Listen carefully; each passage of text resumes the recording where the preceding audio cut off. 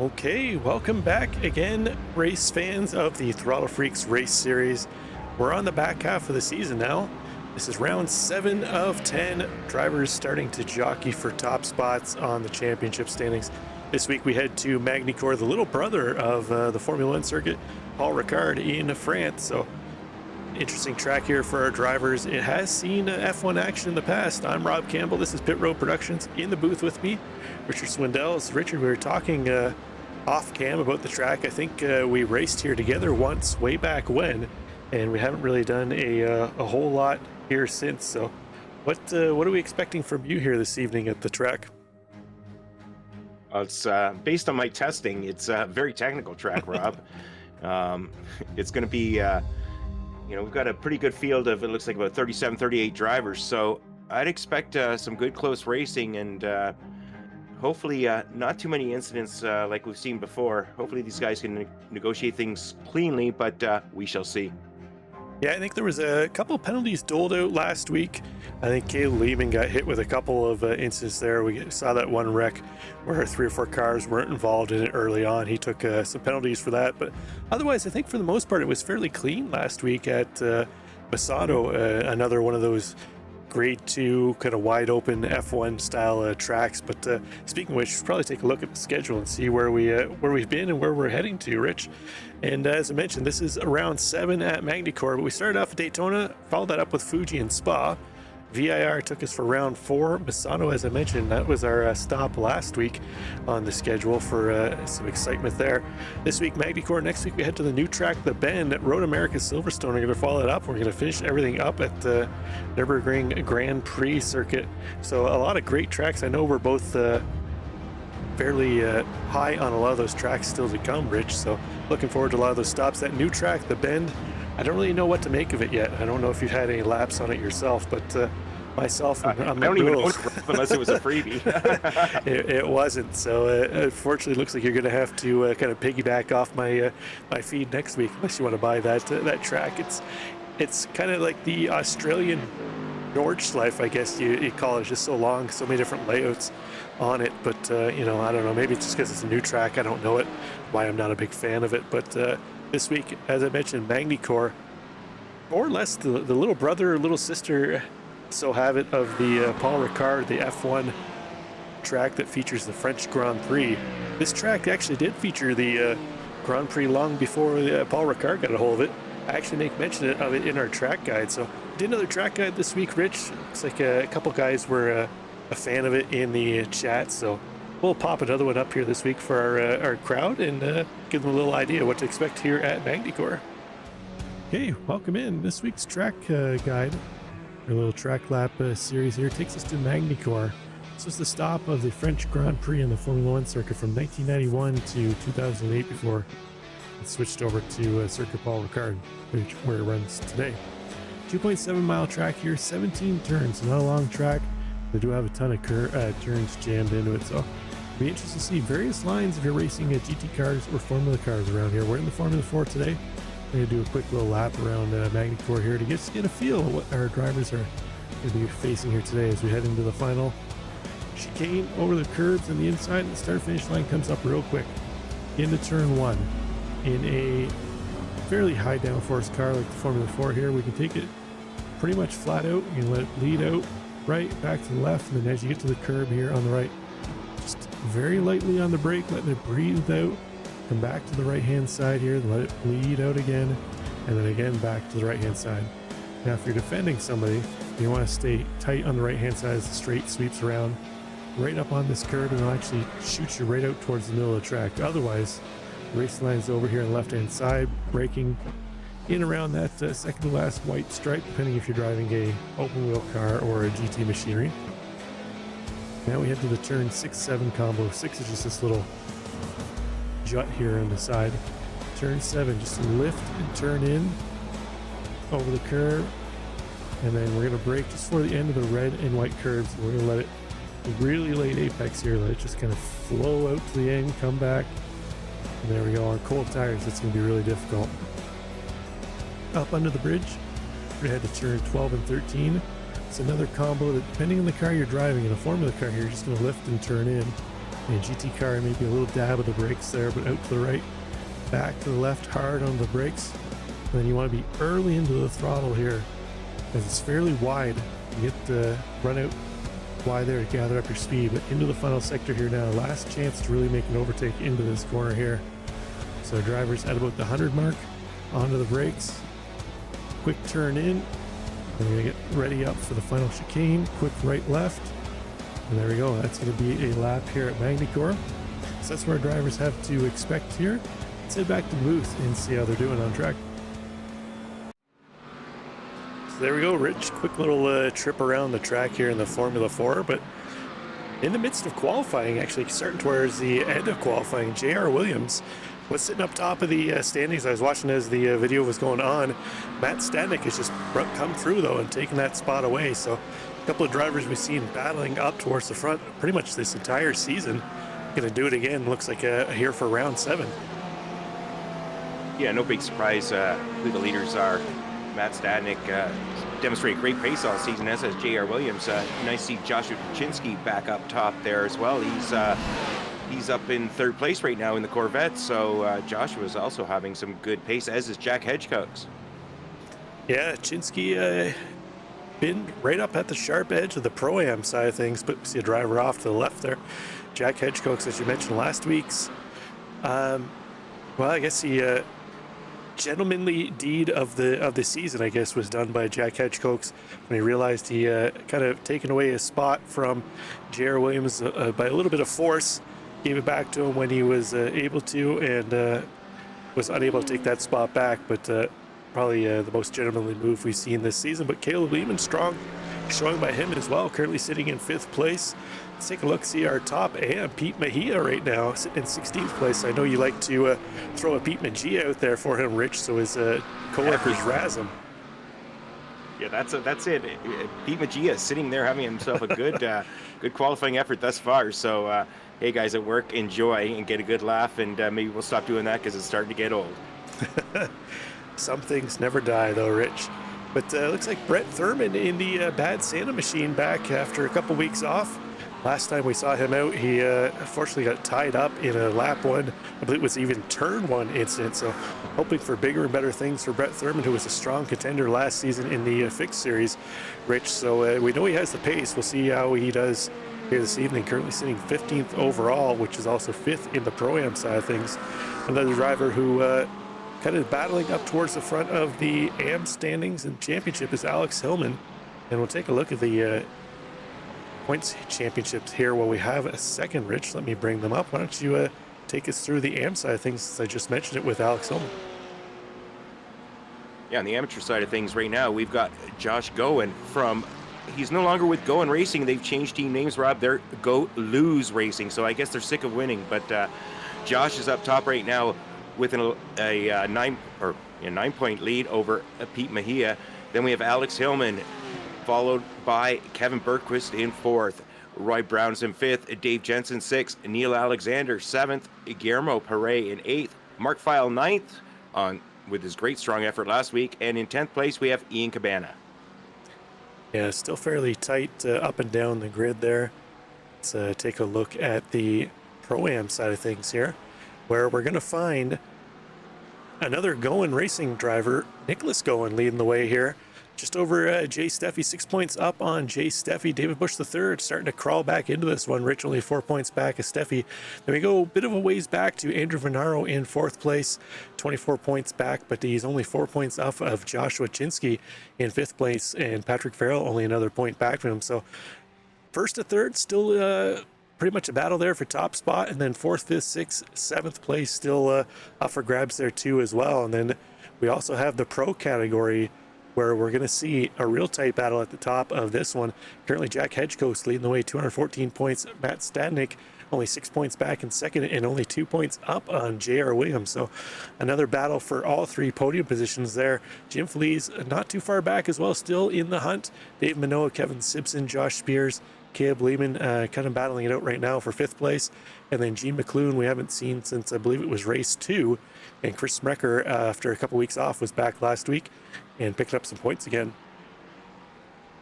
And then last but not least, Rich, we have the Teams Championship. Why don't you walk us through that one? Yeah, Go Lose Racing, formerly Go and Racing, right now has himself a nice 24-point lead over SRT Purple, who are followed closely by SRT Yellow, just 4 points back, Rob.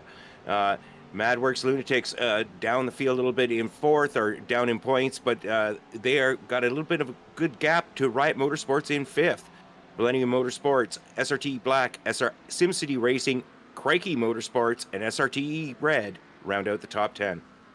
Yeah, it's actually, there's still Going Racing, and then there's Go Lose Racing. If we see down here at the I've been bottom. screwing all that up. Wow, look at that. Look at that. I'm messing that up. Sorry, Go In Brothers, and I messed that all up. I read the notes wrong. The press release wasn't clear in my mind, Rob. Going Racing is still the Going Brothers and Jack Hedgecoats, but Chip Michaels, who joined last week, is basically running his own team under the Going banner, and that's what they changed to the Go Lose Racing. That's Chip Michaels, the one and only driver in that field, or that team. He's occupying the Go Lose. I don't know if they're trying to make fun of him, the Going Brothers, or for what, some kind of inside joke, but Chip Michaels kind of holding the candle or carrying the flag for that team. I'll cheer him on, and I'm on Team Go Lose, so my mistake. So I'm going to be on their side now. As we've officially run over the 15 minutes in qualifying, so any drivers that crossed the start-finish line before the clock ticked over are able to finish up those laps. Jim Flea is one of those drivers. Currently, he's going to sit in 6th place, was unable to improve that time by, but that's it. Timing and scoring is officially clicked over. All the drivers now off track. So, sorry, I spoke too soon. Roy Brown, our last driver, still on track, so we'll see once he finishes up his lap here. That will make us official this time, Rich, and we'll be going to the grid, but he's going to come into the pits, unable to complete his lap, potentially had an off track and just bailed. But once timing and scoring kicks over here, we'll have a look at the grid. But another 40-minute race here, Rich. No need for tires on the fuel stop, just a little splash and dash to go. You did a couple laps here in practice this week, just getting a feel of the track. What did you feel out there? Well, it's been a while since I've been in a GT3 car, Rob. So I sure noticed that new tire model, though. Man, those first couple of laps were rough. Track's very technical. I think we're going to see a lot of the majority of the passing maybe in the hairpin on turn 5, as well as the people who are brave and daring maybe turn 15 towards the end of the lap, just leading into that final chicane. So going to be some good close battles tonight. But let's take a look at the lineup here. Yeah, we've got J.R. Williams leading the way over Josh Chinsky. Matt Statnick going to start in 3rd beside Jack Hedgecoats. Caleb Lehman and Jim Flea is going to make up 5th and 6th. Nicholas Goen and Kevin Simpson in 7th and 8th. Rounding out the top 10, it's going to be Dave Menino and Sean Provo, our top AM driver. Nice qualifying run by him. I should also mention our top Pro-Am driver, Joshua Chinsky, starting on the outside of pole. But 11th place goes to Josh Goen with Jared Keane to his outside. Yeah, then we have Josh Spears in 13th, followed by Seb Gauthier. Ross Sortino's in 15th, followed by Brett Thurman. 17th place, we have David Bush III, followed by Guillermo Perret. Then Pete Mejia and Colin McKenzie round out the top 20. We've got Ian Cabana, Kevin Berquist in 21st and 22nd, then Herbert Pineda and Jacob Fickner. And then we're going to find Dale Peterson and Roy Brown taking up 25th and 26th. Alex Hillman and Andrew Venaro in 27th and 28th. Rounding out row 15, David Morris and James Hand, 29th and 30th. Brent Pancari in the Hyam Daisy powered machine, probably the best team name on the grid, in 31st. Mark File going to start in 32nd. Jay Steffi in 33rd. And Chip Michaels in that Go Lose Racing team in 34th. Christopher Ryan's going to round out the field in 35th of drivers who've qualified. Sean Mulholland is our admin. He won't be starting there. Chris Smecker, Javi Sierra, we're waiting to see if they join the grid. No qualifying laps in by either one of those drivers. So it looks like right now, Rich, we're scheduled to have about 37 cars if Smecker and Sierra grid up. Yeah, it's going to be a lot of cars on this very tight and twisty track, Rob. And nice thing here, it looks like we're back to the nice little short pace lap, something we really love here. Yeah, big proponents of the short pace lap, but Let's take a quick look here while we have a moment and see what the weather conditions are. It's a little hazy out there. Looks like no rain in the forecast, just overcast and a little bit of fog. So we'll see if that clears up. But otherwise, a fairly decent day condition-wise. 68-degree Fahrenheit track or air temp can translate to 88 degrees Fahrenheit on the track. So relatively pleasant day for racing, Rich. Yeah, you couldn't really ask for much more, to be honest. Weather's decent. Cars are looking like they're trying to. Some of the guys are trying to heat up those tires, Rob. Man, oh man, that new tire model really threw me for a loop. But I'm used to Formula cars with downforce, so add the two together, and I did not do so well last night. Yeah, I heard you. I heard you had a bit of an experience with the new tire model on the GT3s out there. A little bit of a, I should say, a lot of bit of spinning out there, spin to win for Richard Swindells. But into the final corner we go. Barney's got the green flag ready, waiting for the field to come through. J.R. Williams going to lead them around to start off lap 1. So here we go into turn 1. The whole field coming through. See if they get through fairly calmly. Similar kind of corner that we saw last week to Misano, where a lot of drivers really having to navigate through. It looks like so far everybody getting through clean there. So we got the leaders on the bottom end. Looks like J.R. Williams going to lead them through. Everybody else getting through fairly clean there, Rich. So well done by all of our drivers. Yeah, fantastic start. We've gone through the first 4 corners and no incidents at all, and everybody going hard. J.R. Williams, Joshua Chinsky looking down the inside. Joshua Chinsky tucks it up tight under Adelaide, under the nice hairpin corner. Looks like the first 7, 8, 9 cars all getting through cleanly. Everybody having a great battle. Matt Stadnick, though, charging hard and trying to make some moves.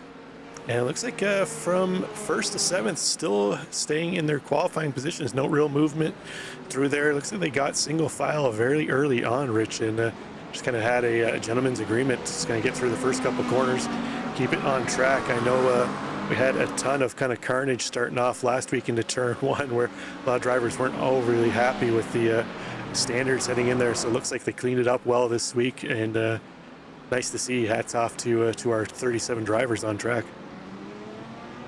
Yeah, fabulous display of driving. I mean, I think the only thing we had was we had a bunch of cars bunch up earlier on the first lap, and a couple of minor contact, but nobody out of the race. Everybody's still battling hard.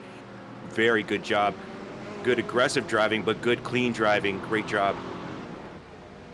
Yeah, well done by all of our drivers as we see. Oh no, Caleb Lehman spinning in the background up against the wall.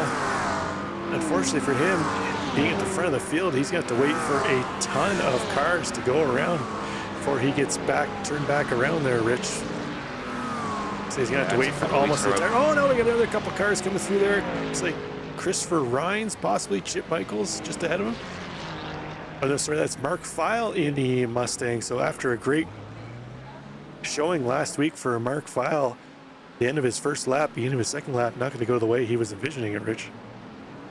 No, definitely not. And I can really appreciate what happened to both Caleb Lehman and Mark Feil, because I did the same thing in one of my 5 laps of practice, Rob. Very difficult section, especially if you get too much up on those curves, throws the car off balance, and get on that throttle off balance, and away you go. But we're going to go back up front here, pick it up on board with Jack Hedgecogs. Jack Hedgecogs battling real hard, real deep, falling tightly over the back of Matt Stadnick. This guy's in a great battle here. We're sitting in 4th place, looking at 3rd, 2nd, and 1st, all nose to tail. We've got a big line of cars, Rob. These guys battling hard. Yeah, they're pushing it fairly strong right now, Rich. A couple laps into this race, they're feeling fairly confident. They got those tires up to temp. Yeah.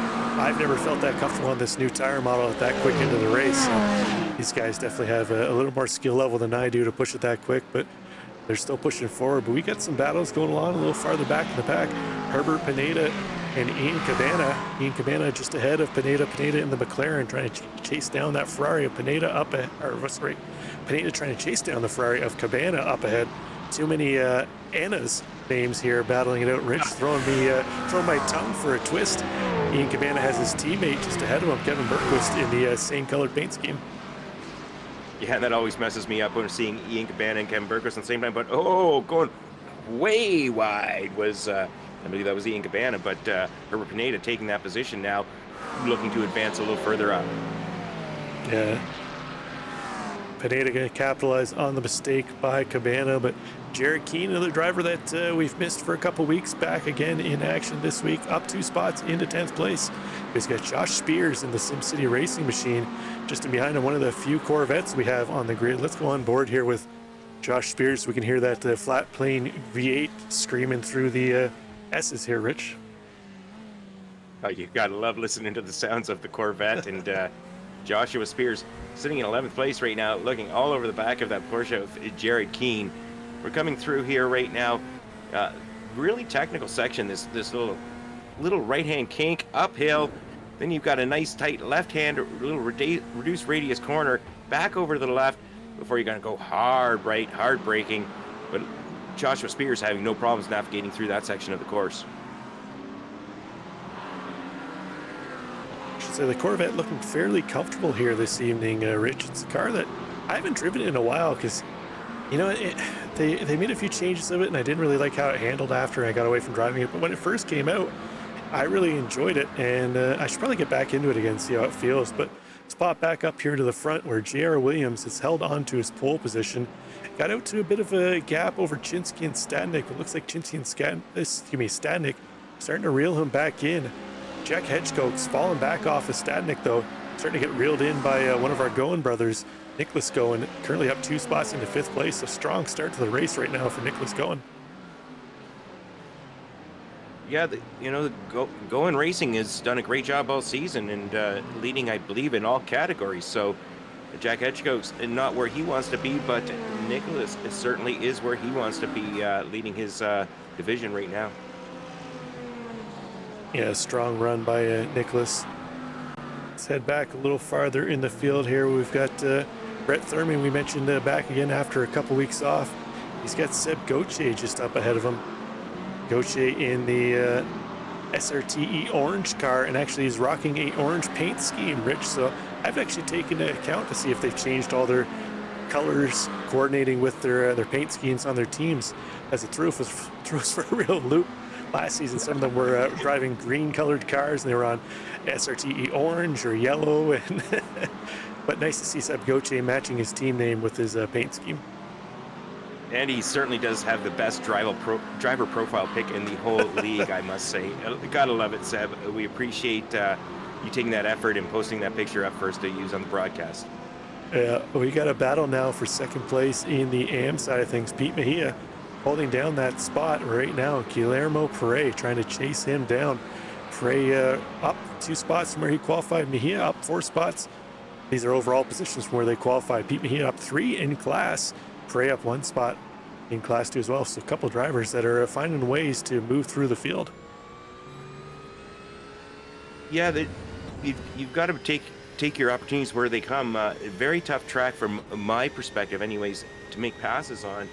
And I think we see that evident. The top four drivers are still in the positions they started in, and there's not been a whole lot. I mean, we've got some movers and shakers up 5 positions, but 5 or 6 positions. But I think a lot of that has to do with a couple of little self spins and maybe a little bumps that happened along the way. And really, you got to limit your mistakes, take opportunities when they present themselves tonight. Yeah. Speaking of mistakes, let's take we got an opportunity here. Have a look and see what happened, what led to Caleb Lehman spinning out on the front straight there early on. So heading into the final chicane, looks like the car got a little upset hitting that second curving. A little kiss on the wall, so that shouldn't cost him a whole lot of damage. But then in behind him, Mark Feil, unfortunately, he's going to come through this section 2 as well. I'm not sure if he had a little help. Looks like he might have had a little help from, I think that's Ross Sortino. Gets him spun around into the wall too as well. So unfortunately, a rough race start for those 2 drivers. Yeah, definitely. And what happened to Caleb Lehman is kind of what I thought happened, because that's what happened to me. You catch that last set of curbs like that as you're trying to turn. It's hard to turn when the back half of the car is still in the air. But J.R. Williams still up front, got himself about a 3/4 of a second lead over Joshua Chinsky at this stage. J.R. Williams looking quite in command, been leading nonstop, and is just managing that gap. Joshua Chinsky not able to really close in at all, but he is doing a good job of holding off Matt Stadnik this far. Yeah, top 3 still kind of breaking away. Now we got a battle shaping up for 4th place. Hedgecote's leading the way, but going, Feliz, Menino not too far back, even Kevin Simpson not too far back with this battle too as well. So it could get interesting here in another lap or two if Goen can kind of drag Feliz, Menino, and Simpson up into that battle with Jack Hedgecote for fourth place. Now, if they were to start battling, we know that's going to allow our top three to pull out even a larger lead. So they'd love to see that happen in behind them, Rich. But speaking of battling, we got Jacob Fichtner and Alex Hillman. Hillman, our third place AM driver in the championship, currently got himself in 7th in class, up 3 spots from where he qualified. So nice run right now for him.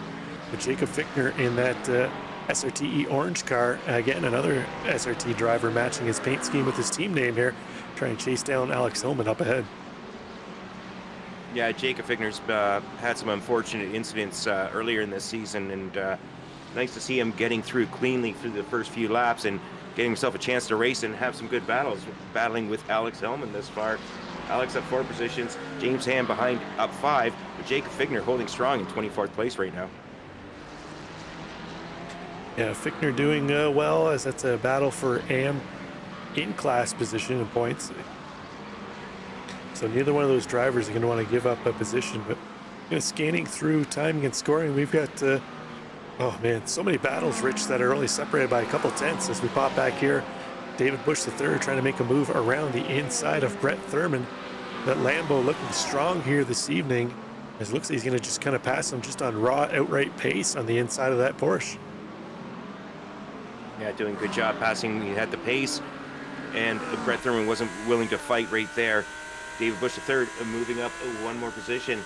He's up 4 positions right now, Rob, and as we've seen in times past, he's very good at maybe not qualifying the best, but making it up for in a little bit of racecraft and pit strategy. Yeah, David Bush III, as we mentioned, pretty much week in, week out, kind of settles into a pace.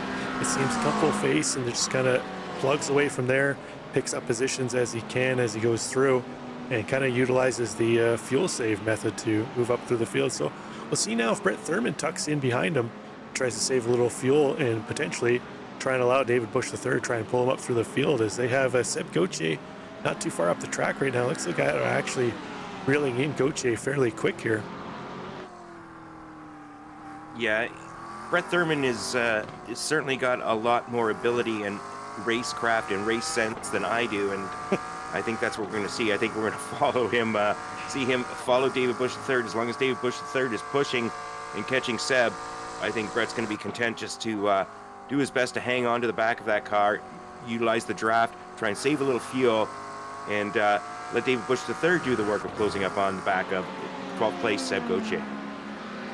Yeah, it's always an interesting choice or decision, I guess, Rich. If you can stick with the faster driver, let them kind of work their way through the field, make the moves on the cars ahead, and then you're just there to capitalize when that driver goes a little wide to make the move up in the inside. Next thing you know, you're picking up spots and you're working your way up to the front. So, as you mentioned, Brett Thurman, a strong racer. No doubt that's probably something that's crossed his mind. But let's pick back in our leaders. J.R. Williams still leading the way over Chinsky and Stadnik. That gap still fairly stagnant. Jack Hedgecote's in behind, starting to pull away from Nicholas Goen, though. Starting to open up a gap between he and Goen this battle for 4th place. So they're kind of spacing themselves out now. Everybody more or less a second to 8/10 separated amongst each other. So front top 10 fairly spaced out. Rich, not much going on right there. The battles are a little further back in the package. One of our camera cars right now, Brent Pancari, takes a little, oops, sorry, that's not Brent. There we go. There's Brent Pancari, takes a little bit of an excursion off into the kitty litter, but he's going to get that car back on track. The Hi, I'm Daisy, powered by Project 91 driver, got himself still up 2 spots from where he started. Yeah, and it's Brett Pancari. Like, look, let's take a look at that racing suit he's wearing too, Rob. I mean, my goodness. I mean, I think he's in full uniform tonight. Great job, Brett. Looking forward and glad to see you having a little more success this week than the last week.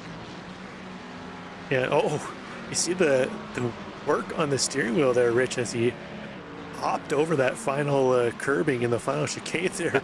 Really had to hold on to it. You see that the amount of torque going through the wheel there is shaking around. He's got the Newton meters cranked up on that wheelbase that he's running, so he's gonna have to make sure he's got a firm grip on that at all times. But doing well so far, as I mentioned, up 2 spots from where he qualified in class, up 4 spots in the overall. Yeah, I see him every now and then taking that left hand off the wheel, just giving a little bit of a rest. But we're going to go on board here with Guillermo Perez, going side by side. A little bumping, a little grinding, but looks like everybody's getting through cleanly right now. Guillermo Perez having himself a good close battle here with Sean Provo. Yeah, Perez tried to make the move up the inside. Sean Provo wasn't ready to give that position up, using the raw horsepower of the Mustang to stay ahead. So we'll see if Perez can reload here for another battle. But while they battle, that's allowing Colin McKenzie in behind to start to close in on this twosome up ahead. So we'll go on board here with McKenzie. He might have the best seat in the house right now for this battle. Yeah, I'm not the fastest on pace. I take advantage quite often sitting where Colin is get yourself nice and close, be there when it counts. These two drivers, one of them makes a mistake or they happen to accidentally get into each other, you're there to take advantage of any situation that may occur. Yeah, it's sometimes it's just putting yourself in the right position for opportunity, Rich, as you mentioned. But we got a couple other drivers battling that we haven't really featured all that much. Dave Benino starting to get reeled in by Kevin Simpson. Simpson was a little farther back off this pack that was kind of looked like they were going to form up the battle for 4th place. Simpson now been working on chasing in that McLaren up ahead of the BMW, a car that's kind of seen a resurgence this season after falling on hard times the last number of seasons. So Kevin Simpson shown us last season and this season he's able to extract some pace out of that BMW. Yeah, well, all that's going on. We've got some great battles going on, Rob. I'm following along here with James Hand.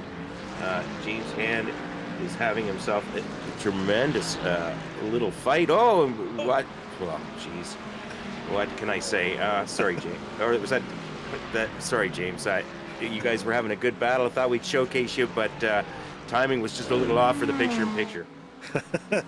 Well, unfortunately, he's going to get himself back up the track. Looked like Dale Peterson just got around him, but we'll see if we can pick up another battle here as the race goes on. And Dale Peterson, he's going to definitely not shake too much of a sour face at picking up that spot from James Hand, but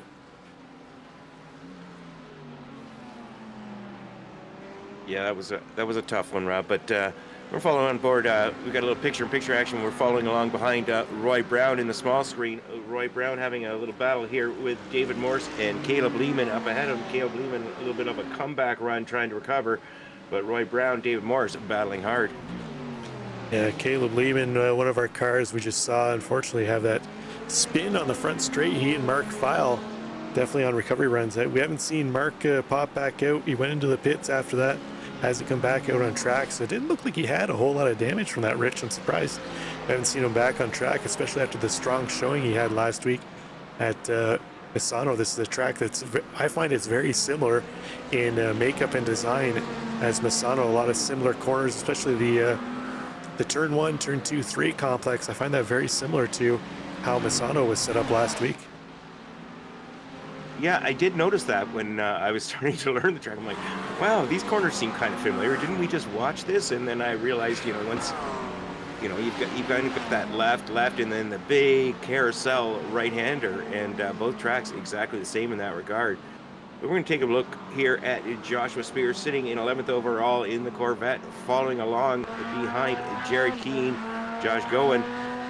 Joshua Spears right now up 2 positions on the day, looking to move a little bit further up the field if he can. Yeah, nice run for him, just outside the top 10. Although Jared Keane just ahead, holding down the final spot in the top 10.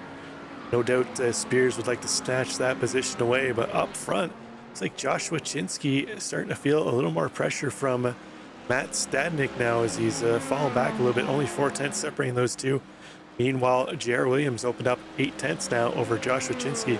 Chinsky, as you mentioned, he's strewn together, I think, 3 strong weeks in a row so far, Rich. So nice showing by him. Got himself firmly ahead of his Pro-Am competitor right now, Nicholas Goen, currently in 5th place. And then we go all the way back to 10th, where Jerry Keane, the aforementioned Pro-Am driver, currently holding down 10th spot. So a little bit of a gap there amongst the Pro-Am drivers. Definitely a nice way to gather some points over your championship competitors, as points are doled out amongst where you finish in your overall position, not where you finish in class. So finishing second overall for Chinsky is going to get him second overall points. Nicholas Goen, although second in class, is still only going to get P5 points in the overall. Yeah, it's really, you want to get every single position you can, regardless of what class you're in. There's no rules about moving over for drivers in a faster class, because if they're behind you, they're not faster than you, Rob. So as we witness here, we've got Nicholas Goen having himself a good battle with Jim Feliz.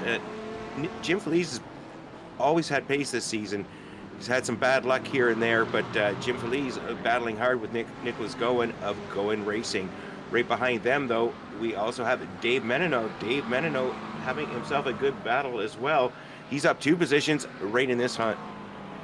Yeah, Menino was feeling some pressure from Simpson. Simpson's falling back, though. I'm just taking a quick look through timing and scoring to see if maybe he went off track somewhere, but not seeing anything. So it might have been just a little bit of a bobble into out of a corner for Simpson, but cost him a bit of time. But yeah, as you mentioned, Menino now in that battle for 5th place, currently held down by Nicholas Goen. Yeah, it's been a good race so far, Rob. We're 20 minutes into this 45-minute. We're going to take a look here. We've got Jared Keane in the Porsche in number 11, battling hard with Joshua Spears, I believe. And wow, these guys, great move. Joshua Spears in that Corvette. Jared Keane having a great little run here through this little section course. Yeah, Joshua Spears on the top screen getting around. Jared Keane took some work to do it. We saw him working on him for a couple laps. Finally was able to make that move. And then the bottom screen, we've got it's Joshua Chinsky still trying to hold off Matt Stanek, all the while trying to chase back in J.R. Williams. So a couple tight battles here in amongst the top 10 now, as Spears has got himself that final step in the top 10. Now we'll see if he's able to try and chase down Josh Goen, the second of the Goen brothers, also our top AM driver in 9th place, just up the track.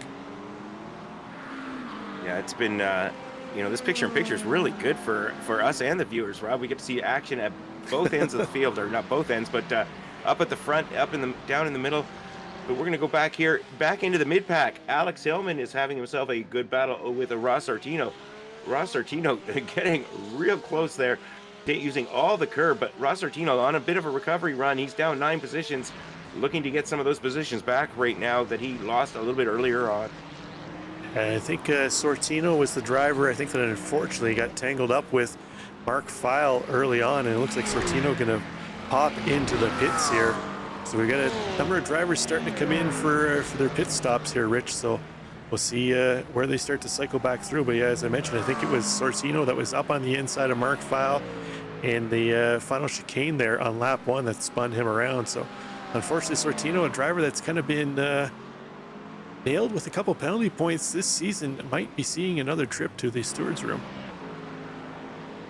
Well, that's a good thing that we're not stewards, Rob. I've done a few seasons of that in a different league, and that's no fun, because nobody likes the stewards. They don't like you if you don't give the penalty. They don't like you if you do give the penalty. So what we like to see is what we've seen tonight. Yeah, there's been a couple of touches here and there, but for the most part, very good, close, clean racing halfway through this 45-minute race. And then we have a question in the YouTube chat that we could give a shout out here to. Solaris wants to know, what are all the colors about? So the colors that you see on the left-hand side, the blue, red, and the green, that actually signify which class each one of our drivers are in. And actually each driver's car, if you look at it, they actually have banners as well that signify which class they're in. So we're on board with Colin McKenzie. You can see he's got the red banner at the top, and then his number board is red too as well. That signifies the Pro-Am class. Our pro drivers are the blue cars, and green is AM. So we can actually take and sort them by class here quickly, so you can see where each one of our drivers actually rank in the class that they're in, and on the left will actually show their overall position too as well. So just to give you an idea, 3 different classes based on our drivers' iRating, which is iRacing's way of kind of sorting how well you've done in races, official races, and so forth. So that's how it sorts out, and that's what those colors signify. So thanks for the question. You explained that very well, Rob, because sometimes I even get confused. So I can certainly understand why some of the viewers at home do. Not a great thing to say, but truth is the truth. So Josh Goen, meanwhile, sitting in 9th place, having himself a good race. Goen Racing doing well tonight. Jack Hedgecock's in 4th, Nicholas Goen in 5th, and Josh in 9th. So nice to see the whole team back together tonight. Yeah, all three of them in the top 10, as we saw. I think it was last week that they were all in the top 10 too as well, or the week before. I can't remember. I think it was last week. Possibly Nicholas wasn't with us, or Josh. I can't remember. One of them wasn't with us for a race, but on board here with Caleb Lehman. Caleb shared his cam with us this evening in the bottom right. Unfortunately, the race didn't start out well for him, but recovering right now, trying to make his way around Ross Sortino. And Caleb Lehman always has the googly eyes on his VR headset, which always brings me a good chuckle. Well, I was thinking about that. When I was wondering if when Caleb hit those sausage curbs on the very last corner earlier on that caused him to spin, if maybe it was the vision was impaired by those googly eyes. If they were pointing straight, he may have been able to avoid that. But thanks a lot. We appreciate the camera, Caleb. We appreciate all your efforts in helping to make our broadcast a little more entertaining. I'm almost wondering if maybe we've cursed him, Rich, because the 2 races he shared his cam with us are the 2 races where he's had incidents early on. So hopefully next week we can break the curse for him. But on board here with him, giving a little in-cockpit view, you can kind of see how he's navigating each one of those curbs. And just the way, as we saw with Brent Pancari, the wheel getting just kind of thrown around in that final chicane as they jump those curbs. Yeah, it's that final chicane also took out David Morse just a little bit ago, Rob. That's a really tough section of the track. That turned 15, 16, 17 sequence certainly are my favorite of the track, but definitely the most deadly if you don't watch out and you don't take cover. Yeah, it's there are definitely some raised curbs that some of these GT3 cars aren't all that excited to go over. But we just saw David Bush III get around Roy Brown. That's going to move Bush III back up into 22nd place. He's actually our highest ranked driver that's come in for his pit service. So we'll see once he cycles through. David Bush III, usually a driver that we see go long into the pit cycle. It looks like he's changing it up possibly for this season. Rich going to try a little bit of a different strategy. Yeah, well, I guess he's feeling what he'd been doing hadn't been working, and there's a lot of traffic here, so mix it up. If what you've done before isn't working, change it up.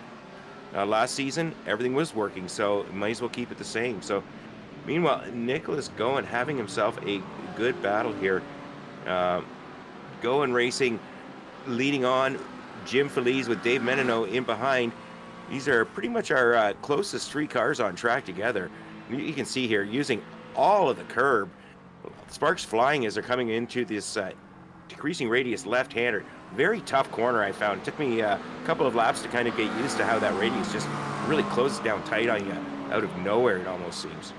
Yeah, I made mention of that in the track guide, that you really have to fight the urge not to get back into the throttle. It feels like you're just turning and turning and turning forever, and then just when you want to get back into the throttle, you just gotta kind of wait and let it turn even a little more. Because I don't know if we'll see it maybe next time by. We'll see if we can go in car.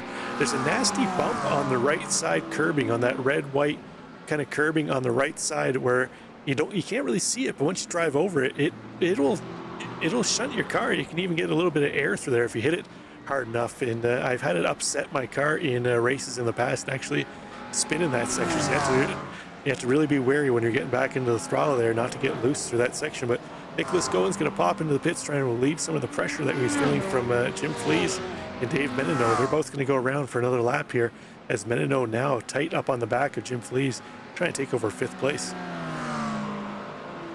Yeah, that's different pit strategies, but we're going to be, just another lap, maybe 2, before we're starting to get towards the end of that pit cycle, Rob.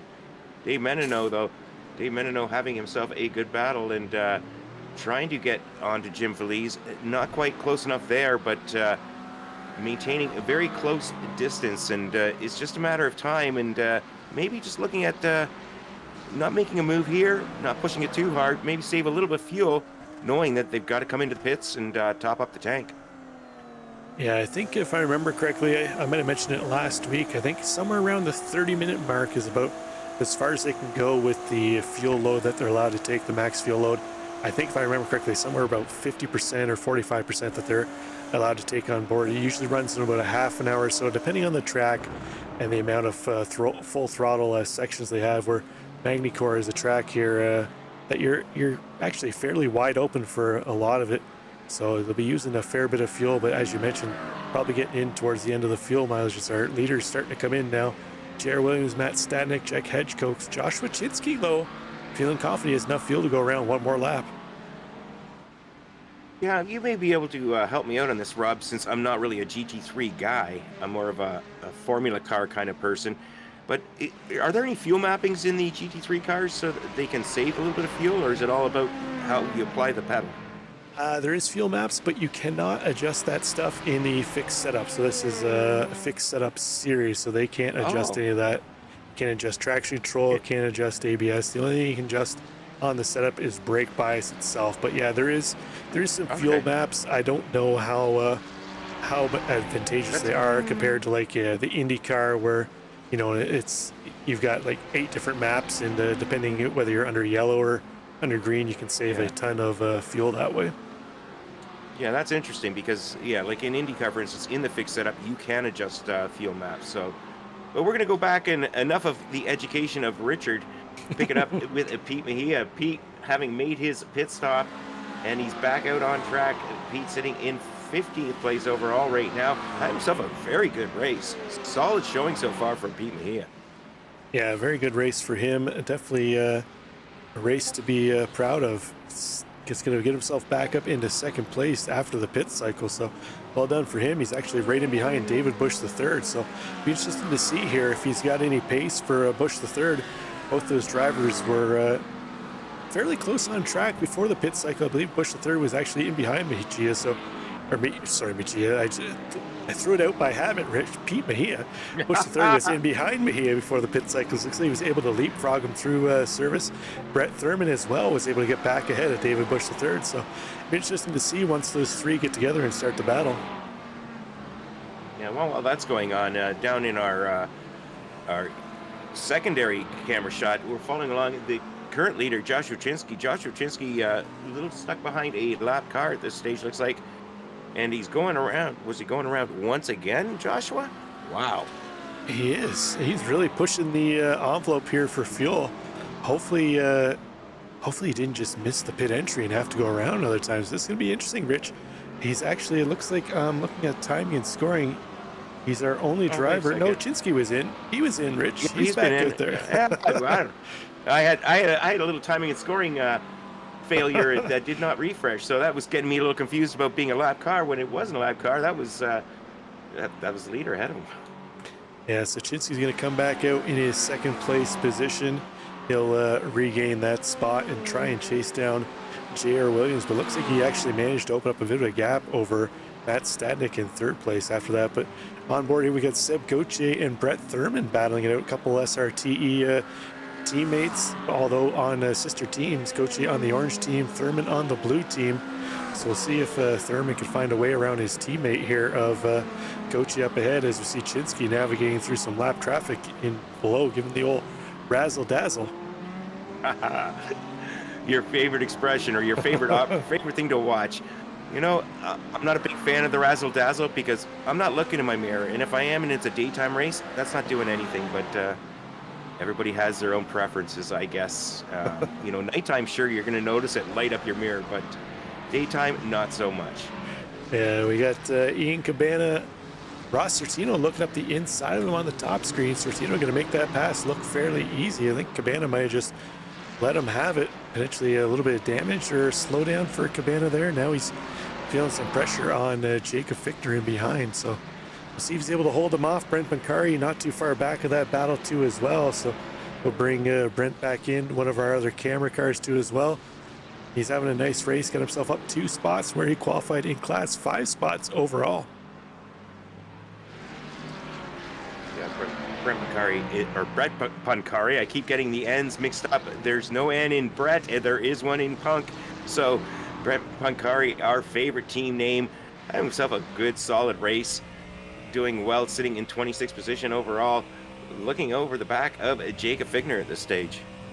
Yeah, I think that Mustang's probably the best sounding GT3 on the service. It's hard to beat just the all out V8 roar that kind of I don't want to say I don't want to say it's really a bastardized motor where Ford took the bottom end of the Mustang 5-liter and slapped the truck 5.4 heads on it and kind of made a Frankenstein engine out of that thing. But it definitely sounds the part.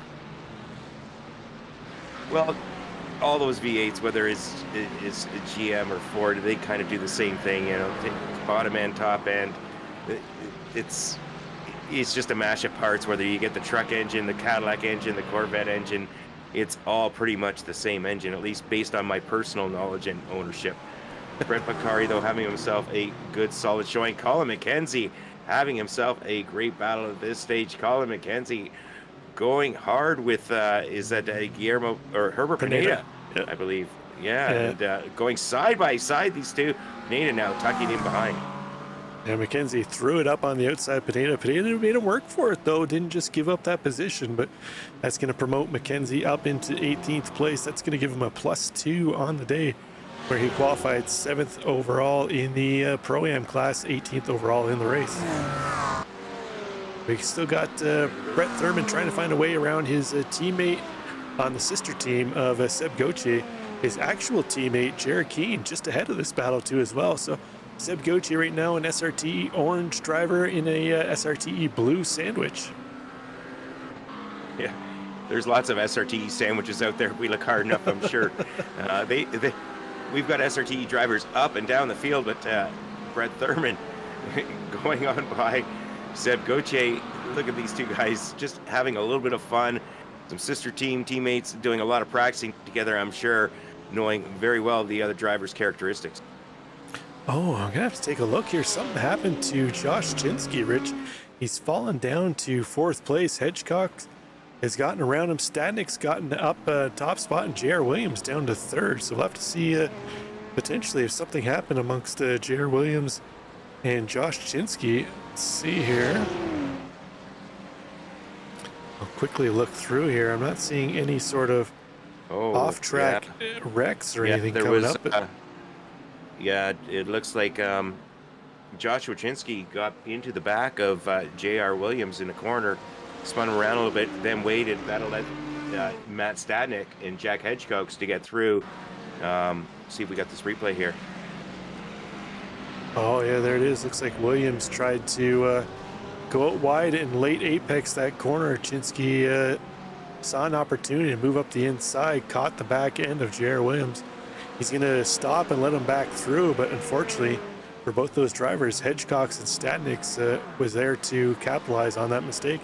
So Matt Stadnik, driver we've seen very strong all this season and last season, got himself out front. We'll see if he's able to hold off the charge of Jack Hedgecox and see if J.R. Williams can find his way back up front. Time the enemy right now with just under 7 minutes to go.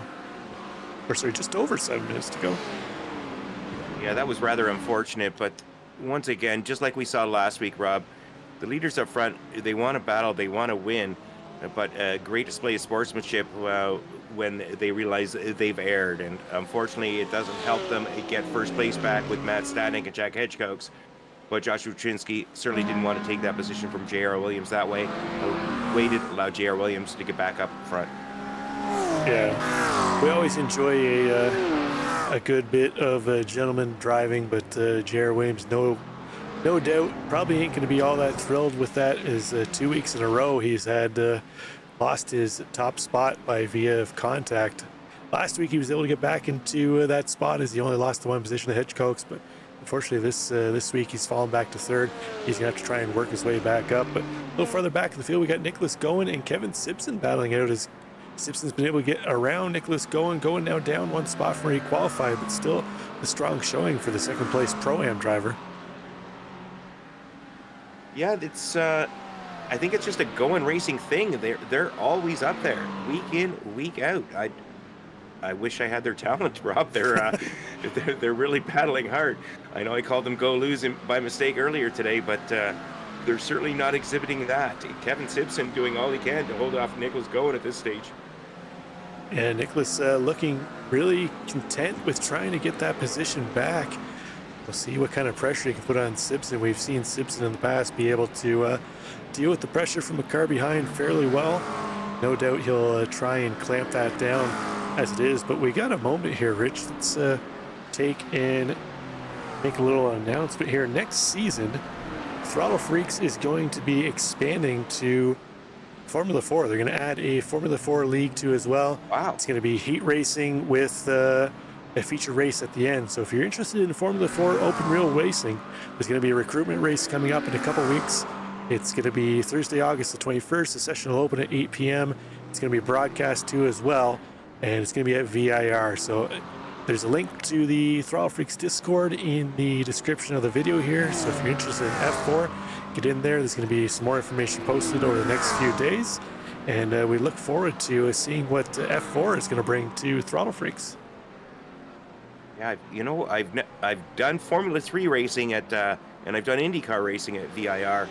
What a great combo. I can just imagine the F4 at VIR is going to be just as fun. We're going to go back to live racing, though.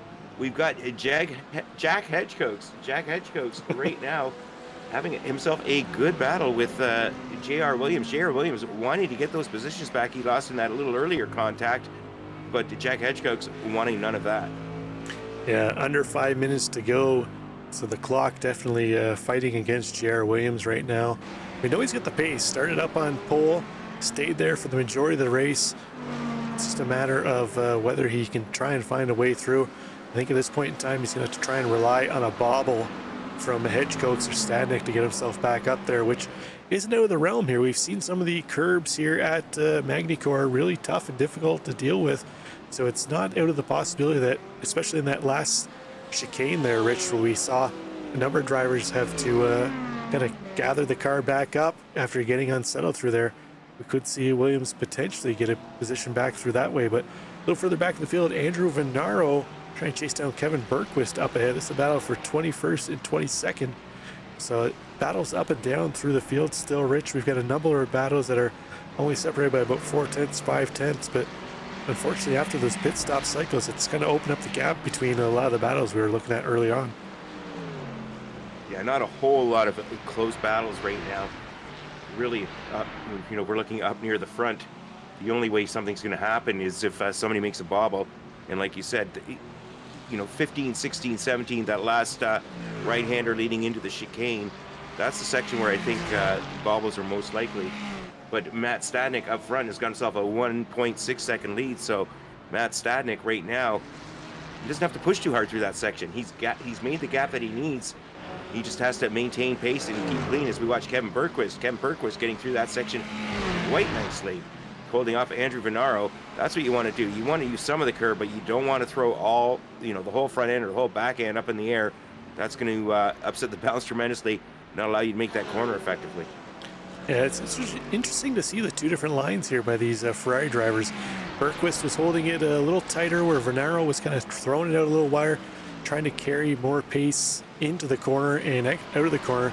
It seemed like either driver really benefited from that. Kind of still got the same similar gap between them. So it'll be interesting to see if Venaro can potentially find a way around Bergquist as he's closing that gap a little later on the brakes than Bergquist. But we are now at just about 2.5 minutes to go in this race, Rich. So about 2 laps to go.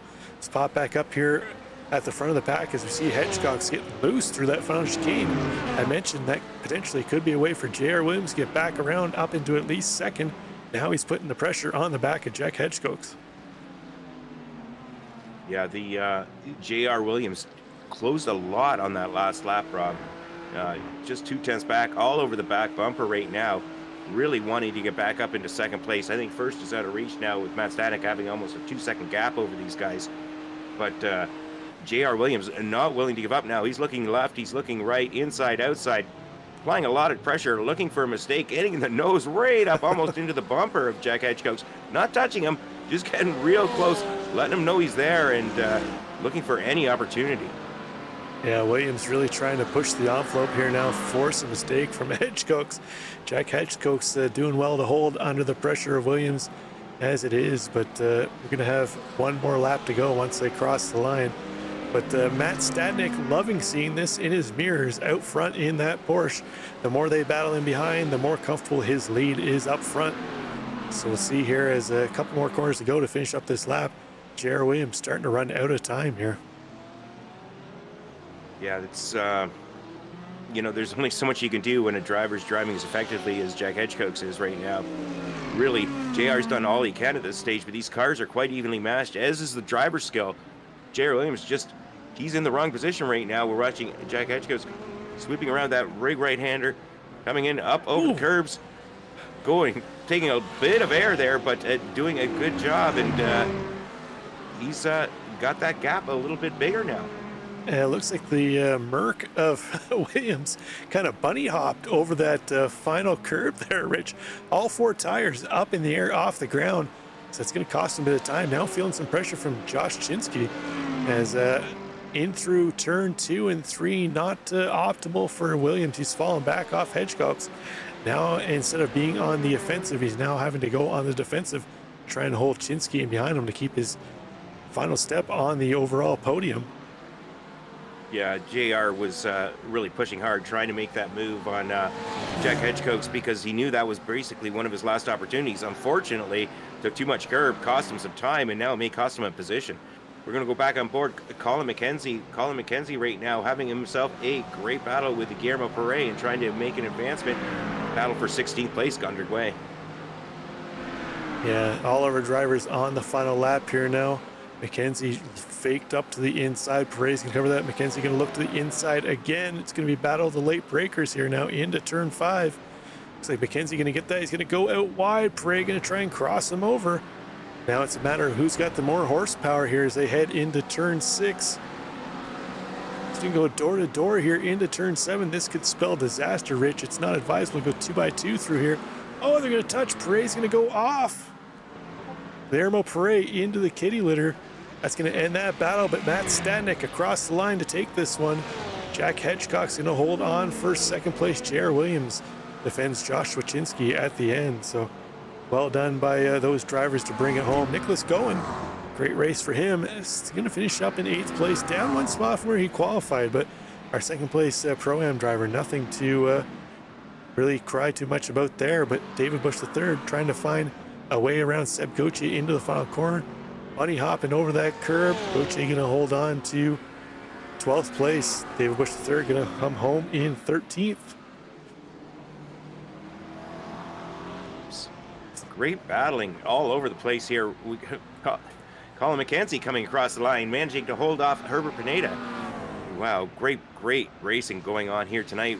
Kevin Berquist still coming across the line. He's coming through the chicane. Kevin Berquist 21st, followed by Andrew Venaro.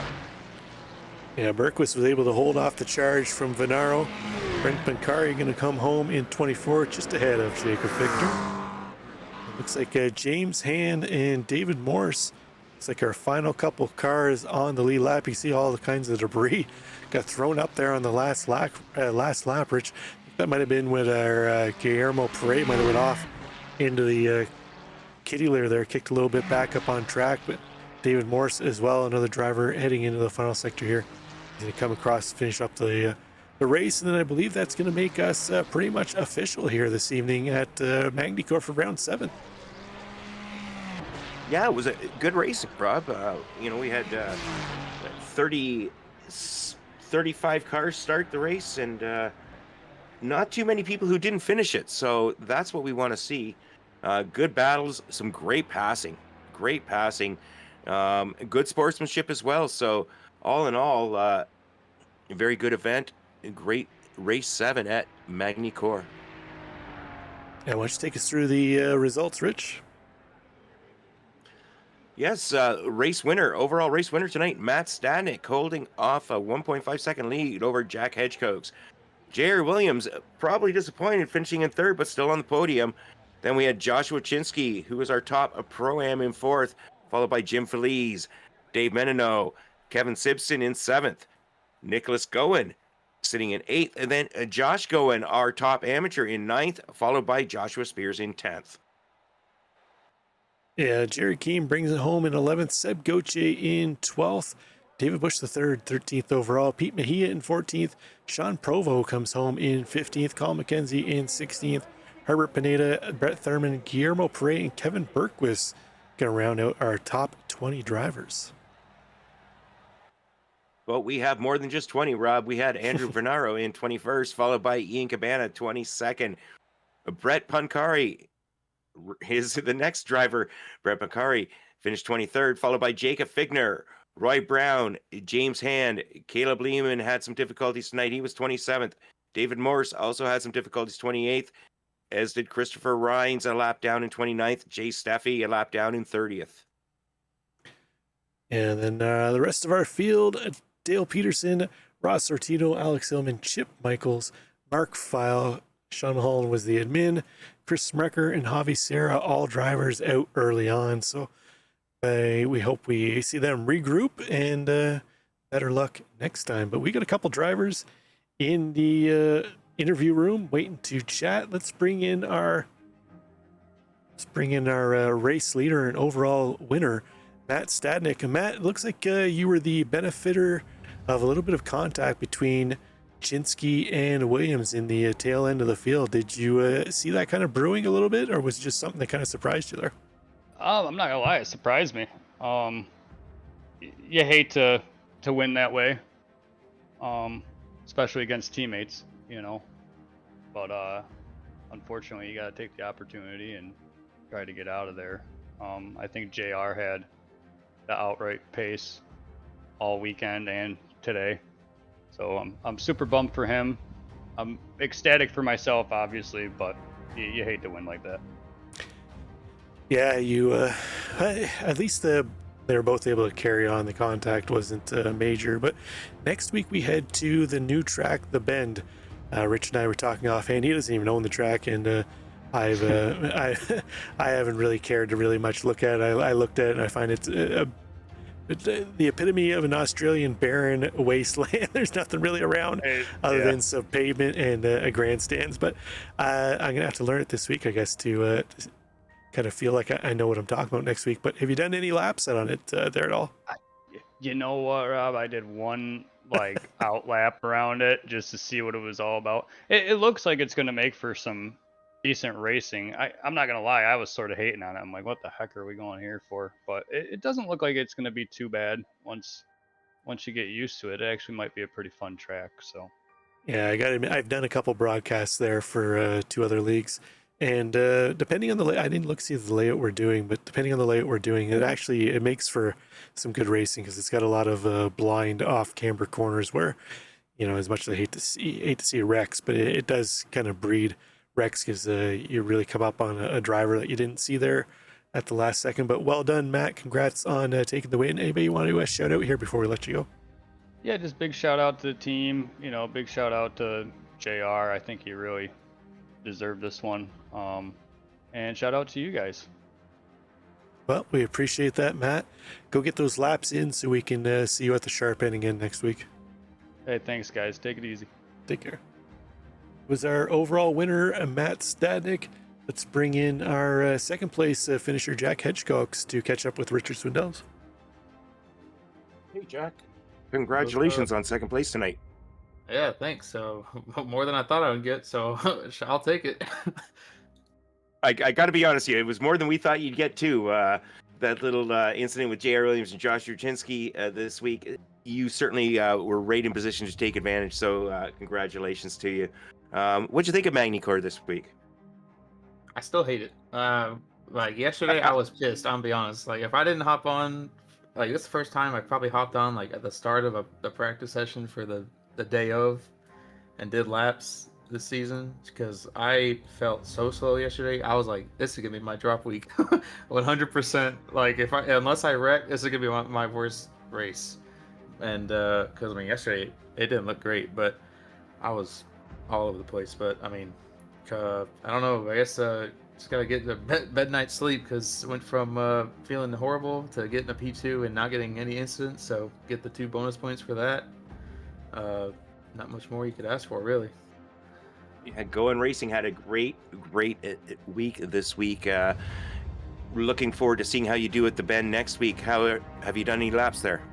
I have I raced it like that new Ferrari that not GT3 but like Oh, the quick one. 296. Yeah, the challenge car. I drove that around there. Oh, okay. I haven't driven this configuration. I just drove the super long one that's like goes around the entire outside of the track. But I think I'll at least like it more than this track. But nothing yet with that configuration. So we'll see how it goes. But it should be all right. Excellent. Anybody you'd like to shout out tonight, Jack? Just the race team. Josh and Nick both did good. Josh with his win. Nick, he got hosed on his pit stop, I think, on his exit, so he was a little frustrated. But good points for the team overall. I mean, not much more you can ask for week to week. So good job to all of us. Awesome. Well, congratulations. Look forward to seeing you next week. Thanks, guys. So that was our second overall finisher, Jack Hedgecox. Let's bring in our pole sitter and eventual third overall finisher, J.R. Williams. J.R., obviously not the way you saw your race ending. That's 2 races in a row where you had a little bit of contact, took you out of top spots. So how are you feeling after that one? Yeah, not fantastic.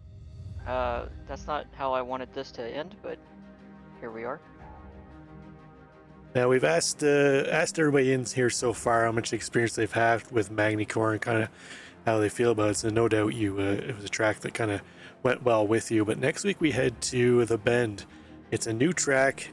I've kind of voiced my concerns. I don't really like it. I think it's kind of barren. I think a lot of that's due to there's not really any brake markers that I could find whenever I was driving around there. It's really a track that you got to kind of work on the feel.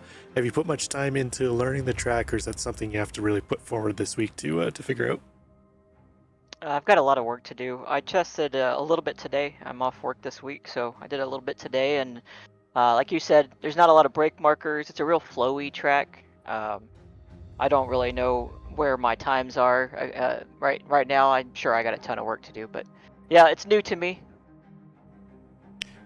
Well, hopefully you get time to figure that out this week. You're doing well in the championship. Do you feel like you have a chance to really bring it home here with the back end of the season coming up? Yeah, I don't know. This would have been a really good opportunity. Obviously, I lost points. Also lost the bonus points when I spun. So that hurts. But yeah, no, we'll see. I'm competitive. I think Matt and Jack might have a little bit on me at some tracks. So we'll just see whenever we get to those like final GP courses at the end of the season. Excellent stuff. Well, best of luck next week. JR, anybody you want to give a little shout out here before we remove you from the booth? Yeah, just the team. It's just, once again, love my team, great people. So yeah, that's it. I'll see you guys later. Thank you both. Excellent stuff. Best of luck next week, JR. So that was our third place winner, J.R. Williams. Let's bring in our top Pro-Am driver, Josh Wachinski. Josh, you were holding on to second place there for the majority of the race. A little bit of contact between you and JR. Then at the end, dropped you both back to third and fourth. You weren't able to pick back up any more spots from there. But how'd your race go from your side of things? It went pretty good. Yeah, JR and I had a little bit of contact there a couple times throughout that my outlap coming from the pits, and unfortunately ended in both of us getting put back 2 spots. So it was unfortunate and not intentional at all. Just racing. But otherwise the Corvette felt really smooth around here. It really had a lot of turn in, and it took that final chicane really well with the bumps. So I felt like I could really accelerate out of there, which I think just helped my overall speed going through pretty much all sector 1. Fun track. I'd actually never driven here before prior to Saturday. So very pleased with my performance. So we'll take it and move on to the next couple races. I'll definitely take this as a bounce back race compared to last week. That was unfortunate. Yeah, had some computer issues that put me out turn 2. Yeah, I remember seeing in I can't remember if it was in Discord chat or in the YouTube chat, you made mention of your hardware issues, but I gotta say, I'm impressed. I wish I had your quick learning when I was a kid, being able to pick up a track that quick. That would have helped me a lot in school back then. But the Bend, a new track next week. We've been asking everybody if they've had any time to put any laps on it. Is that another track you're gonna have to learn again for next week's race? It is going to be a brand new track for me. This time I am not going to wait until Saturday. I will be on there tomorrow. See what we can do. I do think we're probably going to end up reaching out to Throttle Freaks for some clarification, because I think we're a little... There's one session built for one layout of the track, and then another session built for a separate one. One's the 33 plus corner track, and then the other one's the international, I think. So trying to figure out which one we're actually going to be racing. It's going to be a day of here you go, this is the one you're doing. We should just do that. We should put that off. We'll just spin the wheel and see what comes up, and whoever learned learn it, both and just see what happens. Anyways, good job, Josh. We brought home the Pro-Am win, ended up 4th overall. Obviously, you probably were hoping for a 2nd overall position, but best of luck to you next week at the Bend, and we'll give you a chance to shout out anybody here before we let you go. Perfect. Thank you, guys. Well, first off, shout out to SRT. You guys are the reason I got to pick up this track so fast. We've got just some absolutely amazing drivers over there, and their mentorship for those of us who are still trying to figure out the ins and outs of the GTs. It's just unbeaten. Shout out to Throttle Freaks for you guys hosting this series. Shout out to Pit Road Productions. I can't wait to watch this one back. It'll be fun. And shout out to Penn Station East Coast Subs and Lifestyle Integrations as my sponsors. You guys are the reason I get to run. I'm excited repping your brand every single week and looking forward to the next chapters. Excellent stuff. Well, best of luck next week, Joshua, and good luck learning another new track. Awesome. Thank you, Rob. Take care. So that was our top Pro-Am driver. Let's bring in our second place Pro-Am driver, Nick Gowan, to catch up with Richard Swedels. Hello. Hey, Nick, congratulations. Going racing did great again. Another nice night. Yeah, strong finish for the team. Definitely nice to collect some team points. Josh killed it tonight. He had some excellent pace. So we definitely put some practice in this week, and I thought he was going to have a bit more pace, and then I kind of figured some stuff out on my side. But yeah, just overall great result for the team. Excellent. Magny Cours did well for the team. Actually, all the tracks have done well for the team. Team's done really well this season. Next week, though, we're at the Bend. Have you done any practice laps there? Do you own the track? Do you know the track? What do you think? I do own the track. I have not turned a lap yet, so I don't know the track at all. So definitely going to have to put in some extra practice this coming week compared to last week. So it's going to be a brand new track, but yeah, I'm going to treat it like tonight. Not going to try to put myself in precarious positions and just try to get a good result. Well, if you do next week what you did this week, I think you'll be quite pleased. I think it's time for see if you've got anybody you'd like to thank or give any shout outs to now. Thanks again. Thanks again to you guys doing the broadcast. Thanks again to the admins to putting the league on. This is a really, really fun league. Although I will say this is probably my least favorite track on the schedule, but we'll see. There's still plenty of racing left to go. And thank you to all family and friends that are watching at home. We'll see you next week. Awesome. Look forward to it. Bye. So that was one of the Gowan brothers, Nicholas Gowan. Let's bring in our top AM driver, Josh Gowan of Gowan Racing. Josh, is it safe to say Gowan Racing is going places? It is. Very nice. Congrats on the top spot in the AM class. Again, another top 10 finish for all three of the Gowan Racing drivers. Did you guys put much time in learning the track this week as a team, or is it just kind of all you just kind of tried your hand at it, threw what you could at it, and kind of mixed or compared notes? Yeah, I think we start practicing kind of late in the week, and then try to get on throughout the weekend.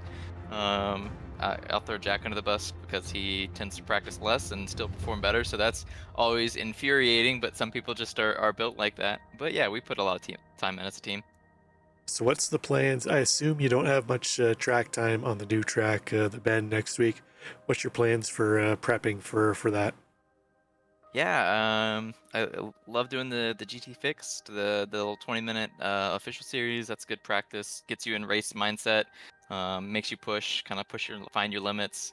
Low consequences if something happens because it's just some iRating and safety rating at risk. But try to get a couple of those in. Meet up with the guys later in the week and kind of see where we're all at. Trade tips. Look at telemetry and then show up for race night and make the best of it. Well, excellent stuff. You had a strong season so far. Going racing, having a strong season. Best of luck to you next week, Josh. Anybody you want to give a little shout out here to before we let you go? Oh, just the friends, the fam, and then you guys for interviewing all of us and shouting over the race. You guys do a great job. It was fun. It's fun watching from the. I was out last week, so I got to watch along with you guys, and it's a good time. So I just wanted to take a second and share some appreciation for that. Excellent stuff. We appreciate that. Best of luck next week, and hopefully your practice goes well for the Bend, and we see you at the Sharp End again next week, Josh. So take care, and we'll see you then. Thank you very much. That was Josh going. Let's bring in our final driver here, Sean Provo, to catch up with Richard Swindells. Hey guys. Hey, congratulations, Sean. Nice to have you in the booth. Thank you. Nice to be here.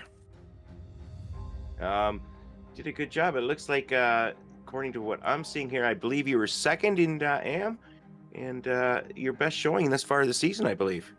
It is kind of unexpected, honestly. Just started learning the track on Sunday and had a lot of practice with my teammates who coached me through a lot of the more technical parts of the track and got lucky with a good qualifying spot. And here we are. Well, when you qualify decently as you did, I believe you qualified 20th today. That's not getting lucky. You obviously picked up this track quite well. It's not an easy track, as I can attest to. I hopped in last night and did 5 laps, and good job by you. It's really nice to have you here. I mean, we've had a lot of SRT guys, and we've had a bunch of SRT green guys, but it's always nice to see what I call my brethren, the guys who are in the mid-pack we don't get to see up here too often. So you must be thrilled. Next week's the Bend. Have you been there before? Have you raced there? Do you own it? I have not, and I do not. I've got to pick the track up probably tonight, get a couple practice laps in, and this weekend I'll be putting the hours in, trying to figure it out.